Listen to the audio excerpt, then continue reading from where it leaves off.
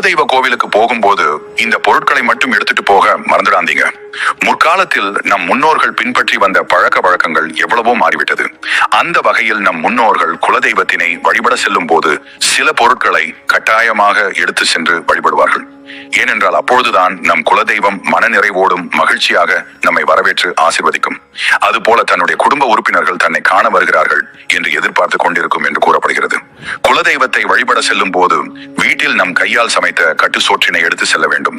இதனை நாம் உண்பதற்கு முன் கட்டு சோற்றிலிருந்து ஒரு கைப்பிடி அளவிற்கு சோற்றினை எடுத்து குலதெய்வத்திற்கு படைக்க வேண்டும். அப்படி செய்தால் நம் குலதெய்வம் பறவை வடிவிலோ அல்லது எறும்பு போன்ற வடிவிலோ சாப்பிட்டு மகிழ்ச்சி அடையும் என்ற நம்பிக்கை நம் முன்னோர்களிடம் இருந்தது. எனவே குலதெய்வத்தை வழிபட செல்லும் போது நம் கையால் வீட்டில் சமைத்த உணவுகளை எடுத்து செல்ல வேண்டும். அது மட்டும் இல்லாமல் வீட்டிலே மாவிளக்கு மாவு செய்து குலதெய்வத்தை வழிபட செல்லும் போது எடுத்து செல்ல வேண்டும். நாம் செய்த இந்த மாவில் விளக்கேற்றி வழிபடும் போது நம் குடும்பத்தில் இருக்கும் அனைத்து பிரச்சனைகளும் நீங்கி நம்மை மகிழ்ச்சியாக வைக்கும்.